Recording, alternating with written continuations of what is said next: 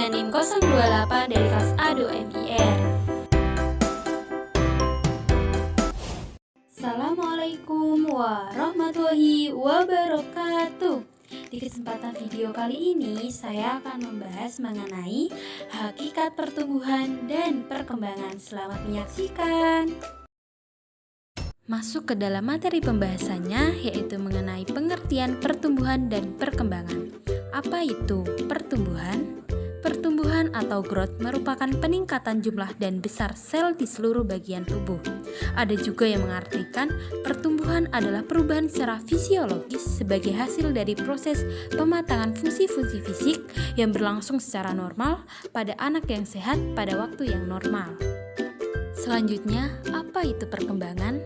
Perkembangan atau development adalah perubahan secara berangsur-angsur dan bertambahnya sempurnanya fungsi alat tubuh, meningkat dan meluasnya kapasitas seseorang melalui pertumbuhan, kematangan atau kedewasaan dan pembelajaran. Selanjutnya yaitu mengenai perbedaan pertumbuhan dan perkembangan. Pertumbuhan yang pertama memiliki sifat kuantitatif, yaitu dapat dinyatakan dalam bentuk satuan dan diukur secara akurat menggunakan alat ukur. Yang kedua, objeknya berupa fisik. Yang ketiga, waktunya usia tertentu. Jadi, ada batas usianya, yaitu biasanya 20-22 tahun. Yang keempat, bersifat irreversibel atau perubahannya tidak dapat kembali ke bentuk awal. Selanjutnya itu perkembangan. Yang pertama, bersifat kualitatif atau melalui pengamatan tanpa adanya alat ukur yang akurat dan tidak dapat dinyatakan dalam bentuk satuan. Yang kedua, objeknya ini berupa fungsional fisik dan psikologis. Yang ketiga, waktunya sampai akhir hayat, jadi tidak ada batas usia tertentu. Yang keempat, bersifat reversibel atau dapat kembali ke bentuk awal. Selanjutnya yaitu mengenai persamaan pertumbuhan dan perkembangan. Objeknya sama-sama manusia, berakibat perubahan pada manusia, berpengaruh dalam setiap jenjang kehidupan seseorang ke depannya, dan dipengaruhi faktor internal dan eksternal. Persamaan dari pertumbuhan hanya sedikit, lebih banyak perbedaannya. Tetapi meskipun demikian, pertumbuhan dan perkembangan saling berintegrasi atau berhubungan antara satu dengan yang lainnya, saling melengkapi serta berjalan beriringan.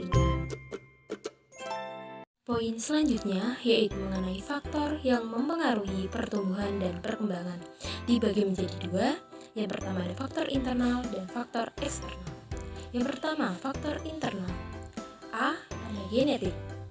Genetik juga mempengaruhi pertumbuhan dan perkembangan karena modal dasar dalam mencapai hasil akhir proses tumbuh kembang seseorang. Genetik juga ini berfungsi menurunkan sifat keturunan yang tersimpan di dalam kromosom. B. Perbedaan ras. Manusia akan tumbuh dan berkembang sesuai dengan rasnya masing-masing, dan setiap ras memiliki ciri-ciri yang berbeda-beda. C. Umur. Manusia tidak selamanya mengalami masa fase pertumbuhan dan perkembangan. Ada masanya tumbuh kembang manusia berhenti pada umur tertentu. D. Jenis kelamin. Jenis kelamin ini juga berpengaruh terhadap pertumbuhan dan perkembangan seseorang. Pada masa bayi dan anak-anak, perempuan lebih cepat tumbuh daripada anak laki-laki. E. Pengaruh hormon. Hormon yang sudah berpengaruh sejak masa prenatal, yaitu saat janin berusia 4 bulan. Pada saat itu pertumbuhan terjadi begitu cepat. Selanjutnya yaitu yang kedua, faktor eksternal. A. Faktor prenatal yang terjadi pada masa selama kehamilan. 1. Gizi ibu pada waktu hamil. Gizi ibu juga berpengaruh pada masa bayi yang ada di dalam kandungannya. Jika ibu memiliki gizi yang buruk juga berpengaruh kepada bayi yang sedang dikandungnya, dan sebaliknya. Yang kedua, mekanis. Trauma dan cairan ketuban yang kurang dapat menyebabkan kelainan bawaan pada bayi yang dilahirkan. Ketiga, toksin atau zat kimia. Masa organogenesis adalah masa yang sangat peka terhadap zat teratogen. Jika ibu hamil yang perokok berat atau peminum alkohol kronis sering melahirkan bayi yang berat badan lahir rendah, lahir mati, cacat, atau retardasi mental. Yang keempat, radiasi. Radiasi pada janin sebelum umur kehamilan 18 minggu dapat menyebabkan kematian janin, kerusakan otak, cacat bawaan, dan lain-lainnya. Yang kelima, infeksi. Infeksi intrauterin yang sering menyebabkan cacat bawaan adalah TORS. Sedangkan penyakit lainnya juga tetap menyebabkan penyakit pada janin adalah varicella dan lain-lain. Yang keenam, stres. Stres yang dialami ibu hamil dapat mempengaruhi tumbuh kembang janin, antara lain cacat bawaan, kelainan kejiwaan, dan lain-lain. Yang B, faktor kelahiran. Riwayat kelahiran dengan vakum ekstraksi atau forceps dapat menyebabkan trauma pada kepala bayi sehingga berujung terjadinya kerusakan jaringan otak.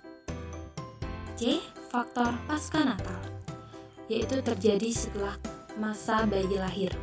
Seperti halnya pada masa prenatal, faktor yang mempengaruhi terhadap tumbuh kembang anak adalah gizi, penyakit kronis atau kelainan kongenital, lingkungan fisik dan kimia, bisa kalau lagi sosial ekonomi, lingkungan pengasuhan, stimulasi, dan obat-obatan. Poin terakhir yaitu mengenai ciri-ciri pertumbuhan dan perkembangan. A. Pertumbuhan. 1. Terjadi pertambahan ukuran volume, tinggi, dan massa. 2. Adanya penambahan jumlah sel. B. Perkembangan. 1. Tercapainya proses kedewasaan. 2. Terjadinya kematangan fungsional dan lebih sempurna. Itulah tadi pembahasan mengenai hakikat pertumbuhan dan perkembangan. Semoga bermanfaat bagi kita semua. Terima kasih. Wassalamualaikum warahmatullahi wabarakatuh. Sampai jumpa.